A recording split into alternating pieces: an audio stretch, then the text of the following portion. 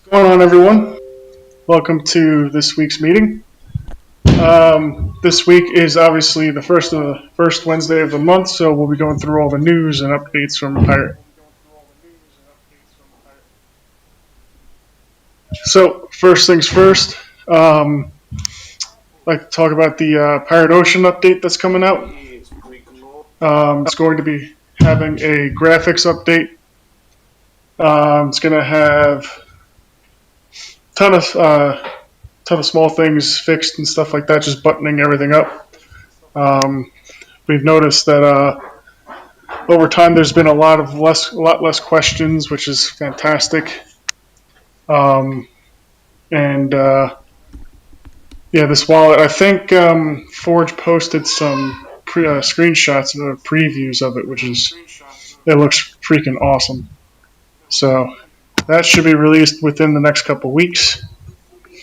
And then I believe it includes, correct me if I'm wrong, Lutz, but I believe it includes the memo field too, right? The memo field? Yeah. Which one? In the Ocean's wallet? Ocean, yeah. I'm sorry, was it? Like No, I don't think it's a memo field yet. Well, I think he thought he integrated that. Edited it? Thought so. I haven't tested the memo field. I haven't used it yet, Benny. I've been sending funds, but I haven't really used the memo. Yeah. That would be great. I do have an update as far as things that require the memo field, which is going to be awesome, but I'll discuss that later. So new version of the wallet is going to come out sometime in the next couple of weeks.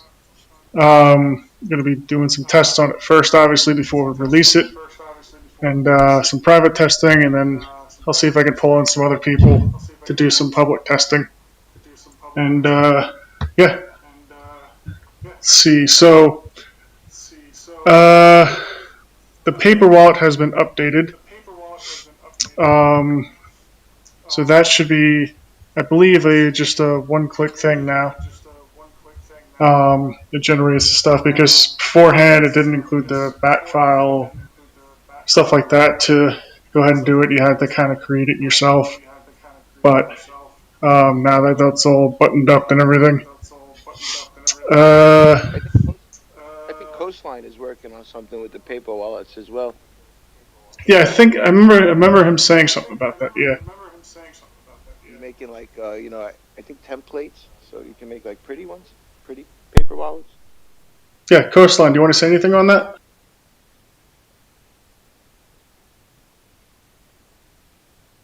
See, he's here and I'm muted, but not sure if he's actually listening right now.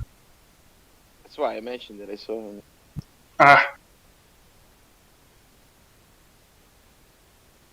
Yeah.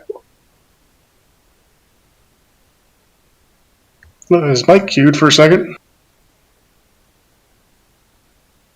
I think we put him on the spot. I don't think he was expecting to talk. Surprise! It's like, shit, why do I show up to these things? Alright, I'll get back to it.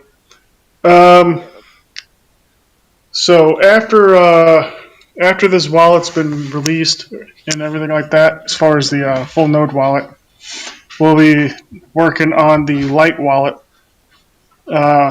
and things like that to improve the speed and number of servers and things like that it connects to. We believe the speed issue sometimes has to do with just the number of users connecting, because the code looks okay and everything like that. So one of the things that we'll be implementing is a round-robin type thing for load balancing.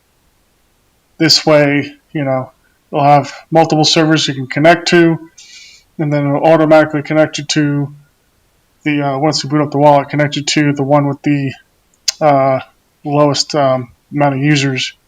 This way, it balances everything out and improves the speed of everything for everybody. So that's one thing we're working on with that, along with just minor fixes here and there, and just various small things.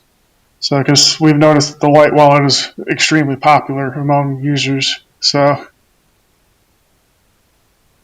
want to make sure that that's tip-top shape and ready to go. And the amount of work that needs to be done on it, I don't think it's too much. So it shouldn't take too long to be able to update that and include, multiple servers and round robining and stuff like that.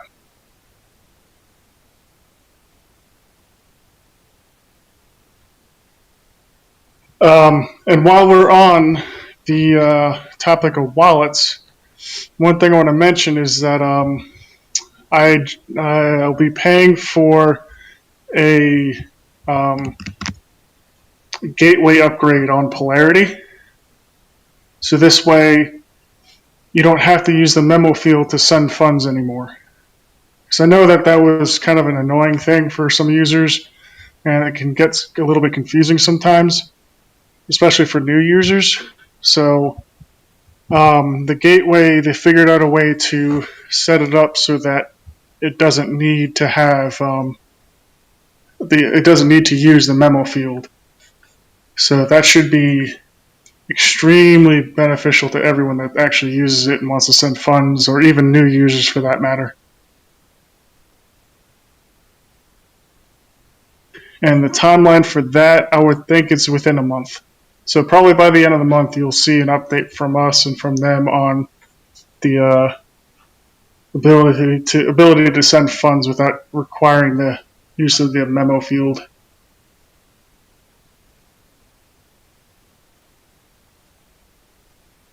Because one thing that I have noticed that they mentioned was that a lot of people from the Survival podcast has been actually using Polarity, and we want to make sure that the usage of it is as seamless as possible. So,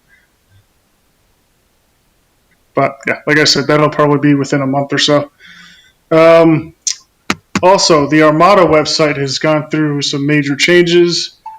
Highly recommend checking that out. So it's ARRRMADA.com. Big visual updates. Tons of stuff that's been modified on that thanks to Seiko and the crew. So huge shout out to them for updating that and making everything beautiful. And obviously, the Armada has been growing slowly over time. So for any type of stores or services and things like that you want to see that accept Pirate Chain as a payment, I highly recommend going to that site and checking that out, because you'll find everything there.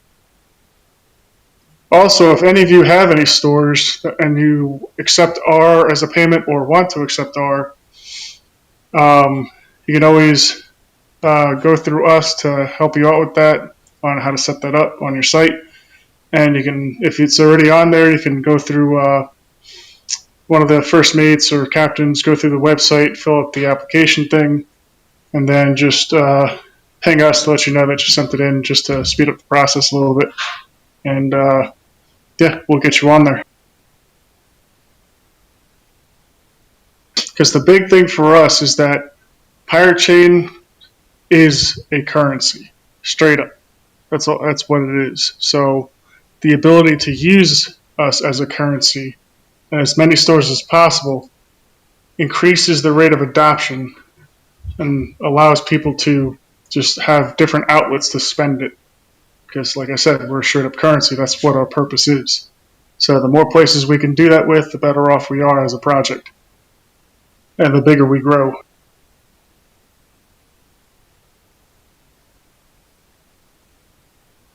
Let's see, on the website, there's a how-to video page on pretty much how to do anything.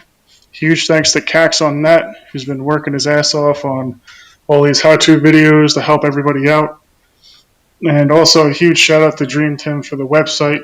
Website's looking absolutely amazing. Huge improvements on everything that was there before, and the navigation of it is super simple. Also integrated in that is the FAQ page, which I believe I mentioned, or we mentioned last week or something.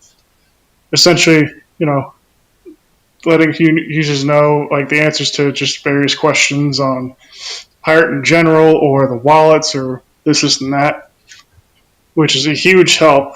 And also, massive shout out to everyone that's assisted with that. Because it took a while to compile the list to where it is now.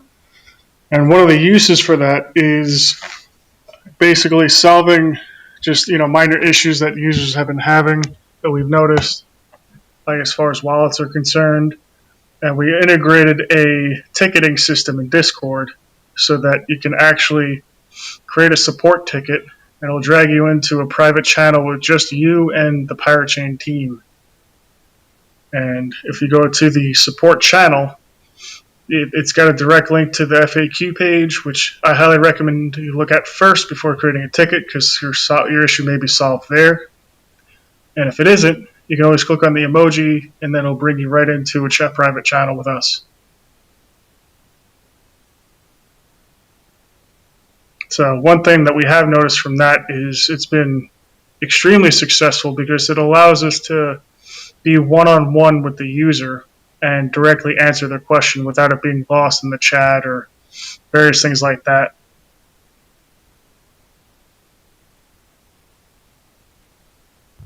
Let's see.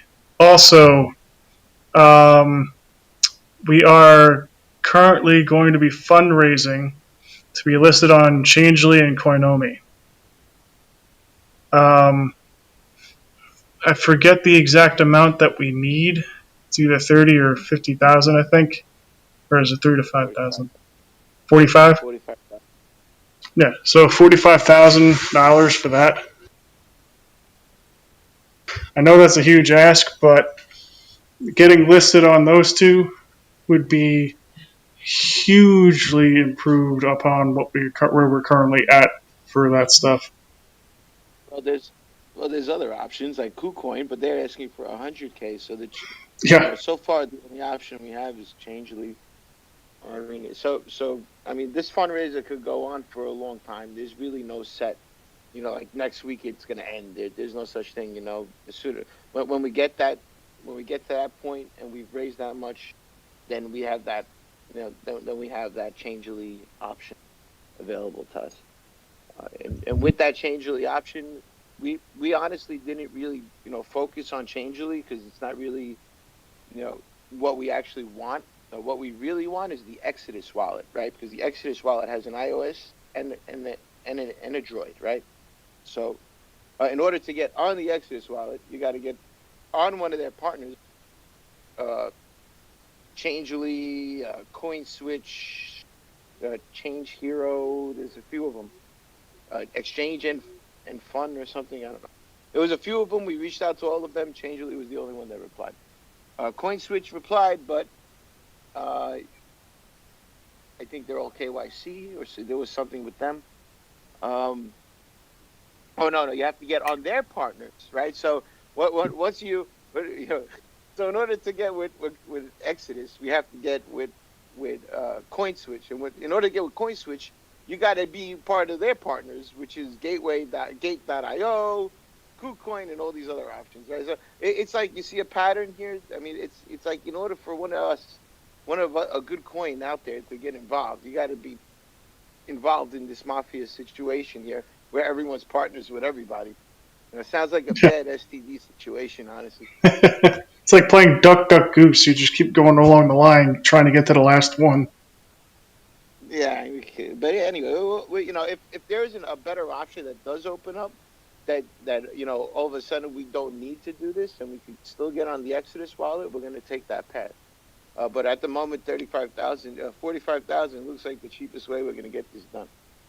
Yeah, and Cax just posted in the weekly meeting chat the place to go to figure out to basically donate. So it'll have a ton of different donation addresses that you can just copy the address to and then send funds to. So Yep. And actually, this whole idea was Crypto Vigilante. The Crypto Vigilante group wanted this fundraiser. It all started because of them. yep. So Happy to have them involved and participating. That's awesome. It's like a bigger community. Yeah, so if we can do that, that'll be a huge, huge boost to Pirate Chain in general as a whole.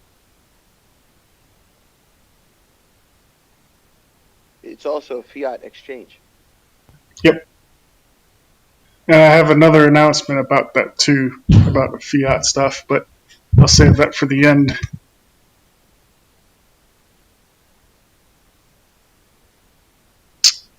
Okay, so that's that. As far as Pirate OS is concerned, Lutz, you want to give updates on that? Uh, Weepers is still creating the next rendition of it. The only difference is it's going to have disk encryption. Uh, I do want it to have a Monero wallet as well. It's going to have a few bells and whistles. Weepers still says his brother is working on it, so just patience. It's coming. And and then we have a new OS called Dreadnought. And Dreadnought is a Windows OS, and I know you guys are going to be like, what's this guy talking about? Yeah, Windows is it's a Windows PC, and it doesn't even use a hard drive. It just runs on RAM. So when mining with this, and this is theoretical, I haven't tested it yet, but I can't wait to actually test it. Is if you're using absolutely no CPU, operating system's not using any CPU and any any RAM at all. I mean, it was using like 2 megs when I looked. Uh, that's anybody that knows Windows eats RAM like crazy. You're using probably a third just running the operating system. So technically, if you were to mine with this operating system, it should be faster, right? CPU should be more free, and so if you mine Varus, if you mine anything, it should be a little better, right? You're using less resources. So we do have an actual angle and a great angle for marketing on Dreadnought as well, which is going to be pretty cool. So I look forward to it. Dreadnought, basically, you're going to be able to mine with your CPU, GPU, and I reached out to Burst so we could mine with our hard drive, see if we could find an easy way to do a phase 1 of plotting and a phase 2 of mining. Just a simple way to do that. And then eventually we could throw like Mysterium and Sentinel in there, and you could do some bandwidth mining, right? And get some coins like that. That's 4 ways of mining. Then on top of it, you could add a Cordal node in there, just keeping it on 24/7. We'll add more. You'll be minting, just having it open. So that's 5. There's 5 different ways of mining, and I'm just going to keep trying to find ways to make one computer mine more ways, right? And then you just got to put in the Dreadnought operating system and start them all up. All of a sudden that computer's mining 5 different ways, right? That'd be pretty cool. Oh yeah. So with that operating system, when you mine, do you get paid in Pirate, or is it just a So pure it's all operating good. system? Well, at this point in time, we only got Zerg pool to work with. Yeah, and it will be configured to mine to Zerg, but any people will be able to edit it and use the operating system how they like. But by default, for new people, yes, it will automatically go to Zerg pool, and it should automatically send it to your address. And that's the address you're going to have to put in. It's not going to be there automatically, but you're going to have to type in your pirate address in something, maybe a pop-up from a batch script. We don't know how that's going to, be fine-tuned yet. Awesome. Awesome. So yeah, I look forward to that. The hypervisor, we got a ways for that. But as I explained to you, what was it, last week? This is like a step in the right direction to getting that done as well. So we got multiple operating systems inside our own custom hypervisor. It doesn't get more custom than that. Everything in the hypervisor is ours, and the hypervisor is going to be ours. So it'll be pretty cool. Sweet. Let's see. Next on the list is the support channels. As many of you have probably noticed, the support channels down below in Discord, we've archived them because we're pushing the ticketing system for support. This way, it keeps everything from being, from being scattered and everything like that. So we can keep everything in one place, promote the ticketing system, which has been working extremely well, and keep the support questions just kind of out of chat. This way, it doesn't kind of break up conversations and things like that.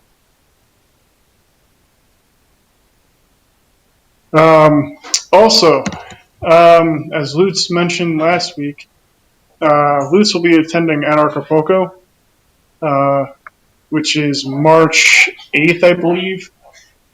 Correct me if I'm wrong, Lutz. And it's 4 days long, I believe.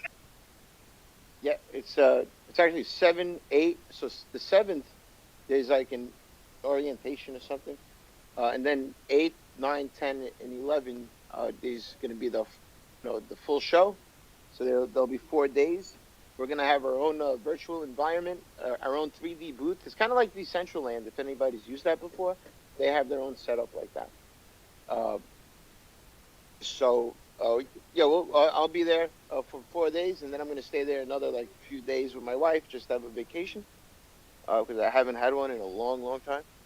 So ever since I got married, so it'll be fun. I'll be networking over there. I'll be meeting all kinds of people and educating them, and you guys are probably thinking, oh, this guy's just going there and having a good time. But if anybody knows me and they've seen the way I do and how I do, they'll know that after a couple drinks, I'll be selling pirate to everybody. Yep, and I can attest to that. Yeah, when we were down in Pirates Week Festival, I saw this dude in action, and I'll tell you one thing: he's the ultimate opener. He can talk to anybody and convince them to just buy pirate like that.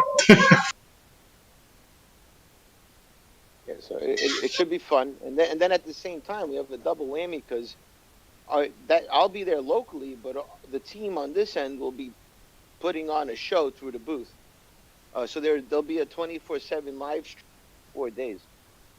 So there'll be some off time where there's really not too many people floating around, Decentraland looking at things, but there will be random people that attend at those times from different countries. Like Dream Tim was saying earlier, people from different places they want to attend. Uh, they'll be there too. So if you guys like have a project or Veris, maybe if you want to make a pre-recorded video and jump on Komodo, you're invited as well. Make a pre-recorded video and send it. This goes for everybody in the BPSA too, because we could play your stuff on the off hours. Maybe when there's really nothing going on. Um, Oh of yeah, course, the main definitely. spots will be for us. The highlight. The actual show times will be for Pirate, but it's a 24-hour stream, so we got open air and people roaming around. So you might as well, make something and let us help you get you out there. And we're actually not charging you for that. You take advantage of it. So we'll also be fundraising for that as well. So the goal to fundraise is, I believe, 5,000, and I'll be definitely absolutely donating to that because this is going to be these are keep in mind these are people that are directly in line with our core beliefs, and these are also people that will be using pirate. So we're advertising to the exact crowd that we should be advertising to. And the vast majority of these people, if not all of them, are all crypto users as well. And they're all very private people. Yeah. So we'll be setting up donation addresses for that as well. So I highly recommend if you can donate to donate. I'll be donating myself, and yeah, let's get this thing rolling. So I believe Lutz already put down the deposit for the actual sponsorship. So Yeah. So this is already happening, guys. This is yeah, happening no matter what. so yeah, absolutely, and I can't wait for that to come up. So we're going to be creating a ton of content for the live stream and stuff like that. So I, Actually, that's a month away though. We have tvsummit.com. If you guys go to the Crypto Vigilante Summit, it's a paid summit, so people are actually going to pay to hear about us. So that's on Friday. yeah, that was actually the next thing I was going to bring up if you want to talk about that. Yeah, well, so if you go to tcvsummit.com, you'll scroll down, you'll see my picture over there. I'm actually thinking maybe Drake, maybe you want to join me and we do this together? Absolutely. Because it's 45 minutes. What the fuck am I going to talk about for 45 minutes? Anyway, right? I mean, what the fuck? Yeah. Then again, when I start talking, I could probably go on a tangent for a while. But anyway, so yeah, so let's we'll talk about that later tonight because we gotta make sure we get the points across, like every point across and every educational point across. You know. And if you pay with Why? crypto, you Why? get lifetime access. If you pay with crypto, it's like $215 for lifetime access to the summit. Oh wow! Yep. I didn't know that. Can we pay in Yep. pirate? No, I think it's Bitcoin, So Monero, Ethereum, and maybe one other. we're gonna have to talk to somebody about this, man. This is prejudice, bias. All right, and so the last thing I have on my list of things to talk about is on ramps. So on ramps are a huge deal, obviously, because literally that's one of the big ways that we can get users in that have cash to spend but don't have any crypto. So um, essentially, Polarity is working on a on ramp service with some of their partners and things like that, so that this way they can pull in people and you can, use your credit card or whatever to buy crypto. Now, R will absolutely be integrated into that system.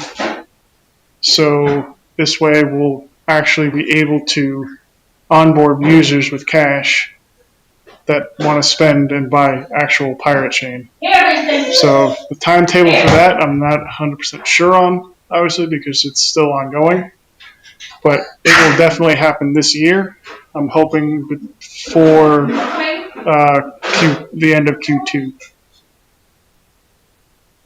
So we'll finally have an actual fiat onboarding service for once.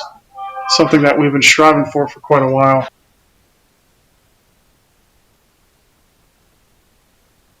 But as I said, this is early in the process, so I've been working pretty closely with them past month or two, just seeing what else we can get as far as their services and things like that, because they've been developing quite a lot of stuff recently. So and working on a lot of cool ass shit. So.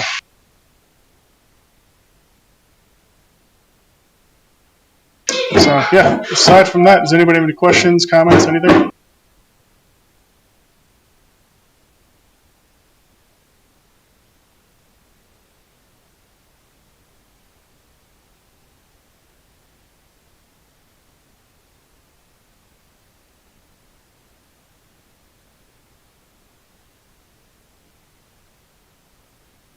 Hey, I think Forge, was that something you were working on? Working on what?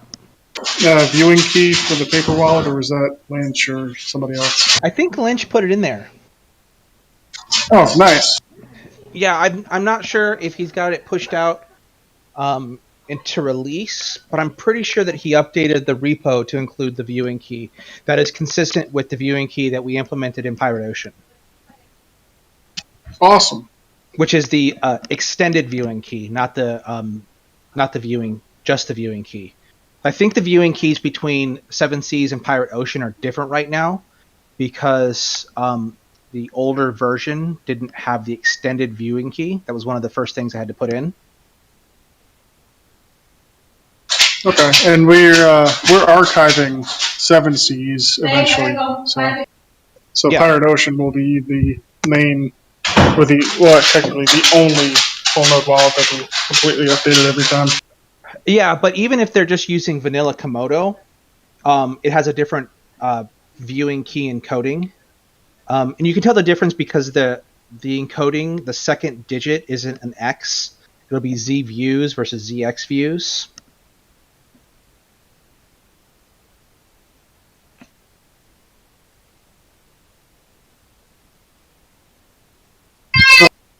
Is there any updates you want to give on Ocean, by the way? Oh, I'm working on it. I'm plugging away at it.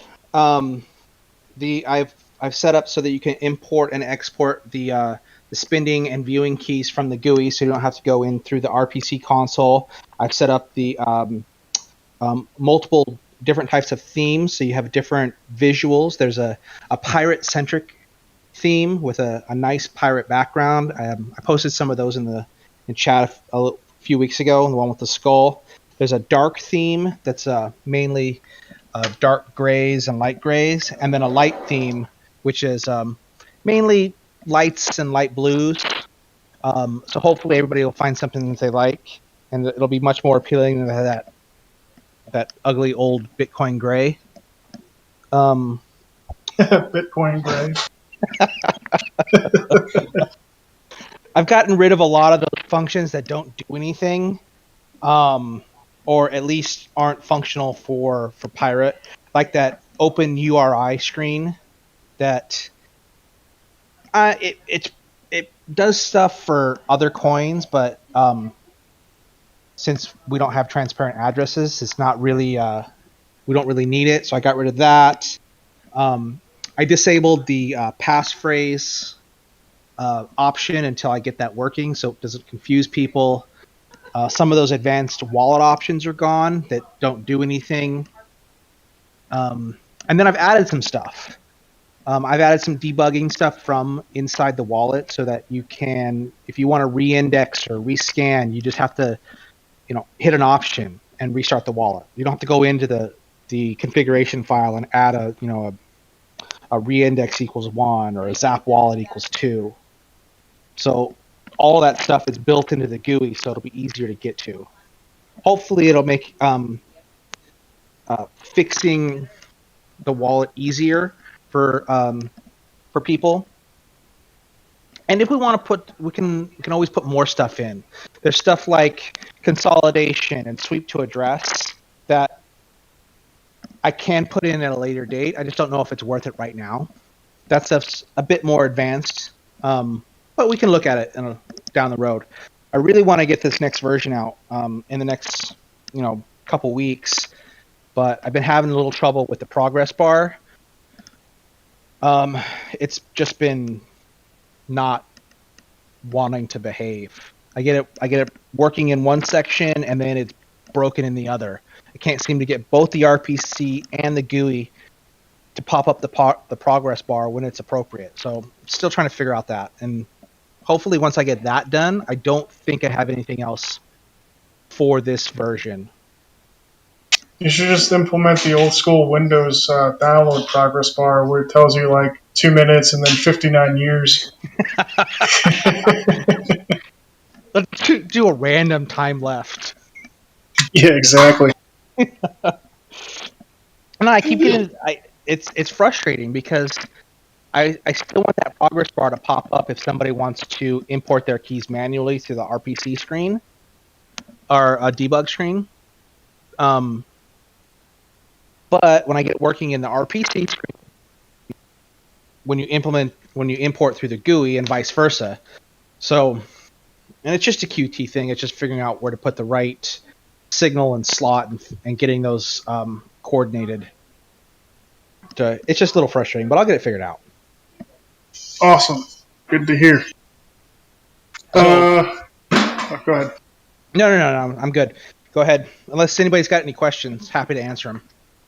Yeah, real quick, we got some questions from YouTube. When can we expect the mobile wallet for iPhone?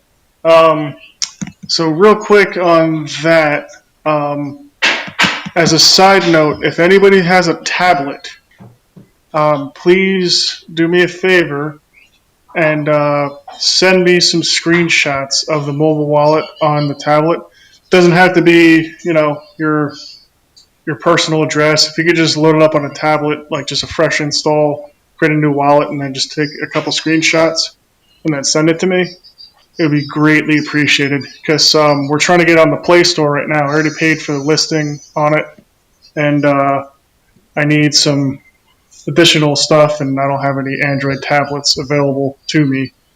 So hey, Drath, I can do that. I think I've got some tablet emulators set up on my Android Studio. It's just a matter of spinning it up and taking some screenshots. Okay, cool. And then as far as, to answer your question, as far as the iPhone version, as soon as it's on the Play Store, and then Forge is finished up with this release of the Pirate Ocean, one of the things I'd like to do is get an iPhone version out. So basically port the code. Do we have the developer account yet? For Google or for iOS? The Apple developer account. I can set one up. Because the Apple developer account is a lot more convoluted than the Play Store one is. Oh, great. Yeah. The Play Store one's not that bad, but the Apple one, you need an organization, you need proof of organization, because you can't just do like a individual developer account. You have to have an organizational developer account to publish a crypto wallet. Yeah, so, and that's where the BPSAA comes in. And by the way, if once we get listed on the Google Play Store, you may see the like the name of the company or whatever as BPSAA, which is intentional because they asked for a company. So, since Pirate Chain doesn't have a company in itself, we're using the BPSAA as a backing company. So, if you see that, that's perfectly legit, and we'll provide links and everything to make sure that everyone gets to the right one. But we'll use the BPSAA as the backing company for the iPhone version as well for the App Store. Yeah, and there's still some code that needs to be done for that. I haven't built the iOS glue to tie together the Rust native libraries to the JavaScript front end. So that still needs to be built for iOS. Just hasn't been a priority because we don't have that account yet. Yeah, I'll set that up tonight. So, or try to. Okay, start it. It's a process to get that done. Last time I published a crypto wallet on Apple, it took me, I want to say 3 months from the time I submitted a file to the time it finally got published. Jesus. Yeah, it's not an easy process with Apple. Does it cost anything?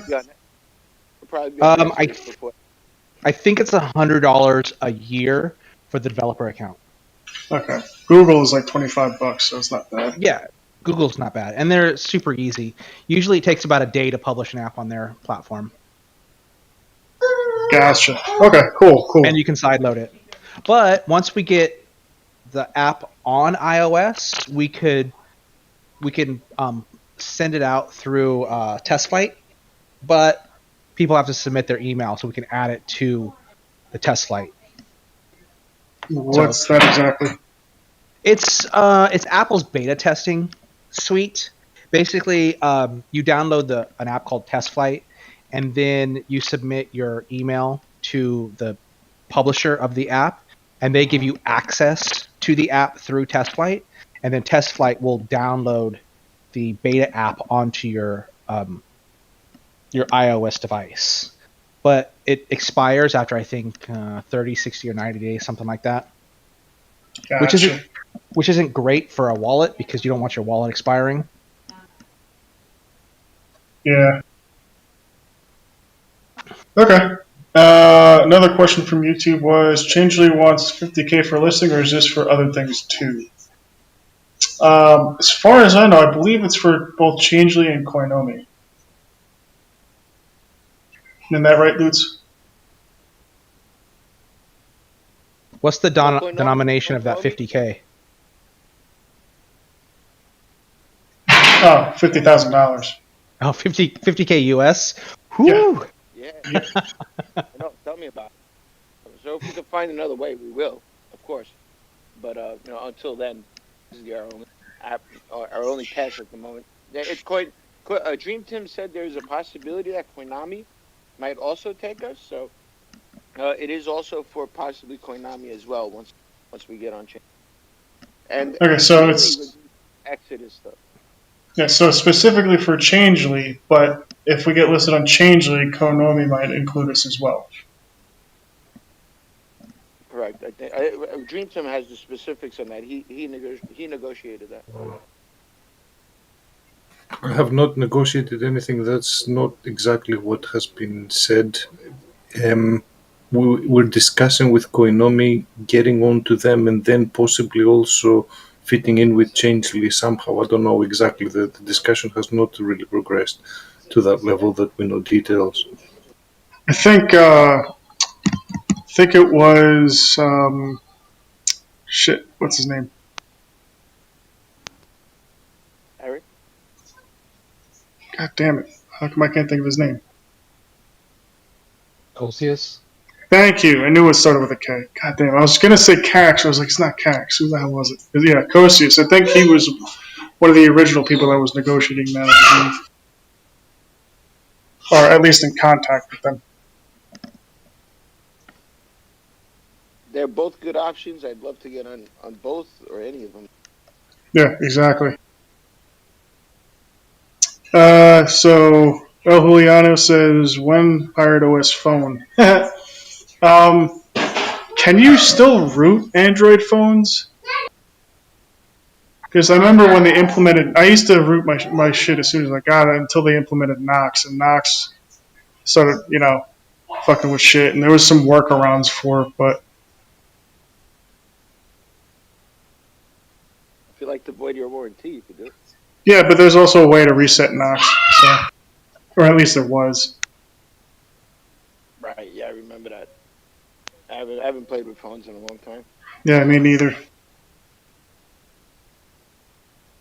I used to root all my phones. Yeah, me too. The first time I rooted my phone, I was doing it at work, and my boss was walking by, and my phone fell off my desk and bricked it immediately.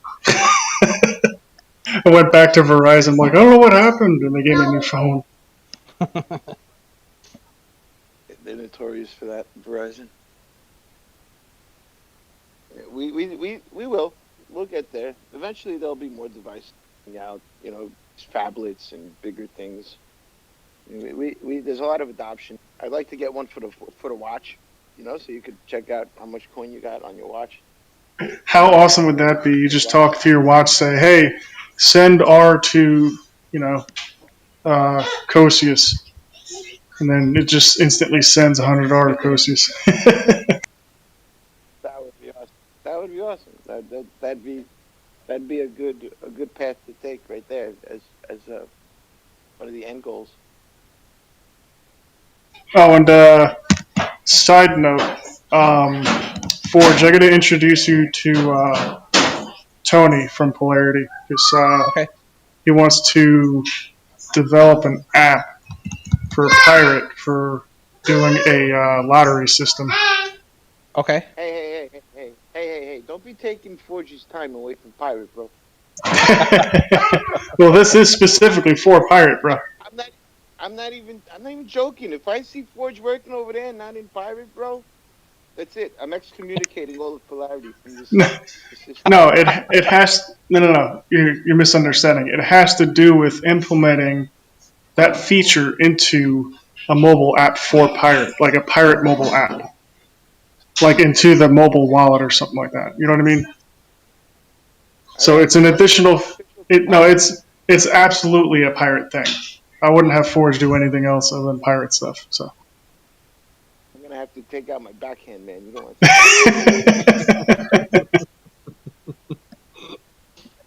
But yeah, we got a lot of cool stuff being developed and everything. Between us and Polarity, between Forge with the wallets, and fundraisers for all the stuff and marketing. So there's a ton of cool shit going on. So you may not see updates all the time, but there's always a shit ton of stuff going on. So Yep. Hopefully we can get Trade Ogre a little bit more stable with this new version. yeah, what's When I talked to them last time, I talked to them about consolidation last time, and they didn't understand what it was. They didn't understand that consolidation takes all the notes within a single address and compresses it into just a couple of notes in that same address. What they want is an automated function to take funds from all of their deposit addresses and put it into a single address. Very similar to like a merge to address. Personally, I don't like the merge to address function because it uses multiple notes from different addresses and put as inputs. That can do weird things with the viewing keys. So I wrote a very similar function called sweep to address, which takes all of the funds from a single address and moves it to a centralized address and then iterates through all of the other addresses doing the same thing. Cool. So it'll do basically the same thing as merge to address, but it won't get all the keys messed up. So hopefully, once that has been pushed into the master branch, I'll contact TradeOgre again and have them implement this function, and then that should should fix the problem where people can't withdraw from TradeOgre. Because the reason they can't withdraw is because all of their deposits are sitting in their deposit addresses and not in their main addresses, which is where the withdrawals come from. Is that why there's failed transactions and stuff? Yeah, that's why they're failed transactions. They have to go in there and manually move the funds from their deposit addresses into their withdrawal address. Gotcha, that makes a lot of sense now. I was always wondering about that. Yeah, and I don't know why they don't have that automated, but for whatever reason they don't. But if you use a like a zsend mini, the risk is that you're not going to pick up a full note, you're going to drop change back into your deposit address. So, like what will happen is if you make a small deposit and then a large deposit, sometimes if you automate that process and you pick them up as the funds are coming in, your automated process could pick up your small deposit and make the move. But when zsend mini selects the notes, it always selects notes in a descending fashion, not an aged fashion. So if you have a small note and then a large note, you're trying to move the small note, zsend mini is going to pick up the large note and then send the change back to the deposit address. Huh. Whereas with the sweep to address, it's pulling the full note. It's sending the entire note regardless of whatever. So if it's picking up one note, it's going to send the full value of that note. Gotcha. Okay.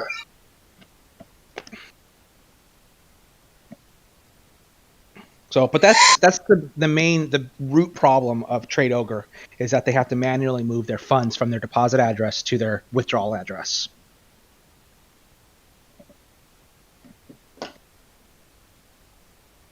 Cool. So now when people ask me why that happens, now I can answer it. Yeah, and hopefully with the new functions, it'll be fixed and it'll go away. But, that's if they choose to use it. You never know with these exchanges. They may not want to use it. Yep, but we all know some exchanges that do that same thing. Mm-hmm. But that's the same reason Cytex has been down, is they also had to manually move their funds from their deposit addresses to their withdrawal address. And they just got overwhelmed with the number of addresses that they had, that it became a Herculean problem to move those funds, and like they've been syncing their wallet. I think it's been over 2 weeks that they've been syncing their wallet, and it's going up. It's going up slowly, but I think they are close to reaching the point where they have so many addresses they can almost not keep up with the chain. Damn. Because because scanning the blockchain or scanning each block, it scales linearly with the number of addresses they have in their wallet. And so they must have a ton of addresses that it takes, a full minute, minute and a half, or a minute or so to scan a single block. So, and then if you have a block with a lot of transactions, it's just going to take longer time. That's kind of a problem with Polarity as well. Sometimes it takes a really long time for deposits and withdrawals to go through because of the update. Mm-hmm. Now, I'm not familiar with all the Polarity systems. Do you use our updated versions of Pirate, or are you using the vanilla Komodo? I have used both, actually. Okay. Because vanilla Komodo doesn't have some of the functions that we do for wallet management, specifically the consolidation and the delete TX and the archive TX, and the RPCs directly written for those. The main problem with a Bitcoin type chain and the wallet on a Bitcoin type chain is that the transactions are never removed from the map wallet object inside the wallet. So as the number of transactions grows, so does the number of CPU cycles to pull something simple like a balance. You could end up with a couple 100,000 transactions sitting in your map wallet, even if they've already been spent, and you can't use them for anything except for historical reporting. So one of the things we've implemented in Pirate was the delete TX, which would remove spent transactions from the map wallet. So if you only have, let's say, 5,000 notes that actually haven't been spent, that's all you're going to see in your map wallet. So pulling a balance is going to be much quicker than trying to loop through 100,000, 200,000, 500,000 transactions. And then we move them over. Huh? I was just going to say, I was wondering what those functions were for. Yeah. Then we move those transactions, or a minimalist representation of that transaction, over to the archive TX, which is, it's still a map wallet, but it contains significantly less data. Basically, it just says there was a transaction that touched the wallet, and here's where it's at on the blockchain. That way, if we need to go report on it, we can go grab it from the blockchain files and report on it. But it's not needed for making any new transactions or reporting the balance. But if you need to report to a user that say, okay, I deposited your money here on X day, it's still available. That sounds similar to like the zk rollup technology I've been reading about recently. Just taking all that information and doing zk stuff with it so that it's a lot less information but still usable. Mm-hmm. Yeah, I'm not sure how that tech works. I haven't read up on that too closely. And then as far as the consolidation, that's really has to do with dealing with witnesses. So every note comes with 100 witnesses.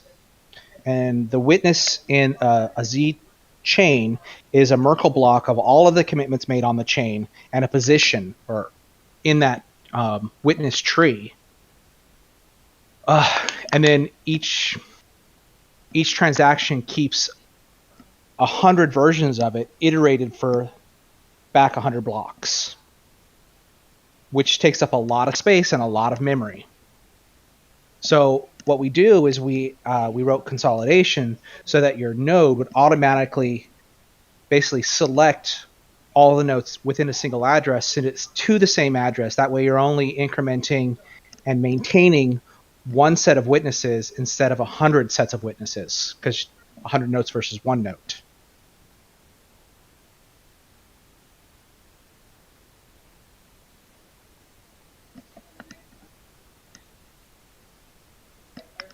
So really, these mainly were geared towards large institutional wallets like exchanges and mining pools, so that the mining pools and exchanges wouldn't need to rotate their wallets as often. I'm sure they're still going to have to rotate them every so often, but hopefully not very often.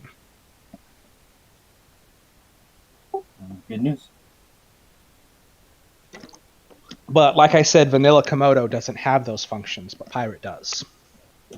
Oh, right. Yeah. As far as polarity exchange is concerned, the only thing I've needed to do is send funds to the deposit address, and I've had no problems receiving my withdrawals to my Z addresses, in fact. Mm-hmm. Mm-hmm. Beyond that, I don't think they need any extra functionality.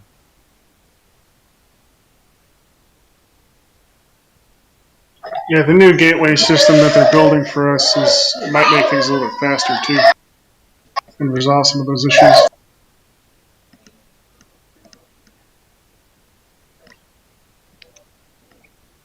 Anybody have any questions or comments?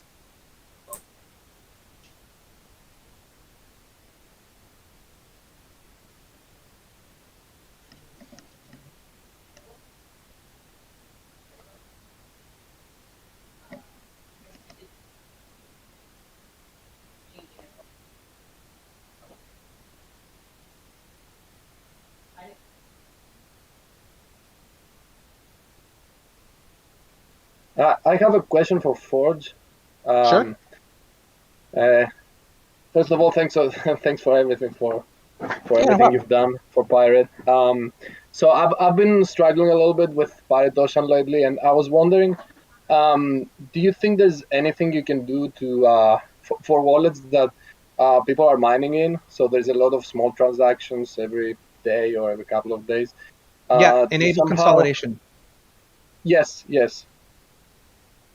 That's your best bet. Enable both delete TX and consolidation in your pirate.conf file. So what will happen is that it will, once a week. Are you running your node continuously? Your wallet continuously, or are you opening and closing it? Opening and closing it. I have the same issue. Okay, so the way consolidation works is that it will consolidate on when you open your wallet, and then once a week thereafter. So we wanted to make it less aggressive so that it wasn't messing up exchange withdrawals because the nodes were constantly being consolidated. So when you first open your wallet, it will try to consolidate your notes. If you've got over 100 notes, it's going to start consolidating them. If you don't have 100, it's not going to do anything. It's just going to say, you don't have enough, I'm not going to consolidate them.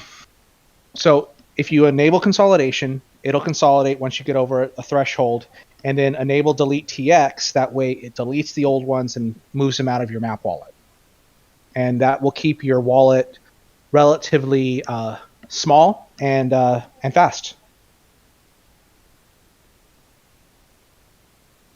Though, if you're not opening your wallet very often and you're getting a bunch of transactions in there, it may take a while to start because it's got to build all the witnesses for the new notes received, and then it's got to do the consolidation transactions. It's got a bunch of stuff that it's got to do if you're, only opening your wallet once a month and you're getting like 20, 50, 100, hundreds of transactions every day. It's just going to take a while. All right, so Cax, do we have a video on how to enable this in the wallet for miners? Some type of It'll be in the new GUI once that comes out. They just need to go into wallet options. And it'll be enable consolidation, enable delete TX. Okay, so still they'll still need to be in instructions to point people to that. But yeah. That's awesome. But I envision at some point that they're going to be standard options. Right now, they're not standard options because I want to make sure that the legacy RPC commands still work the way they're supposed to. So one of the next pieces that needs to be done is to build the archive transaction functionality into the legacy RPCs, so that when delete TX is enabled, there's no difference in the way the RPCs function versus when it's not enabled. Once that is done, I will probably set delete TX will probably be set on permanently for all users, and it just won't be a function anymore, or it won't be an option anymore. But it's the code's not quite there yet. He's nice.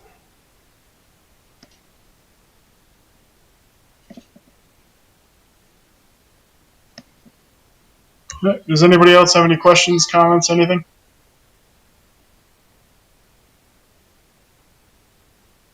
If not,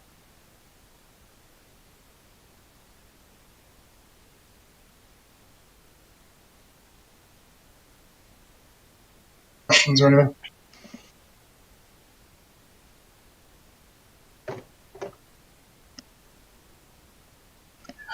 All right, cool. Appreciate everybody coming, and next month we'll have another weekly, or next month we'll have another monthly news update, and the weeks in between are just run by Lutz, and they're the just weekly chats. So appreciate everybody coming. Stay safe, and I'll catch you all next week.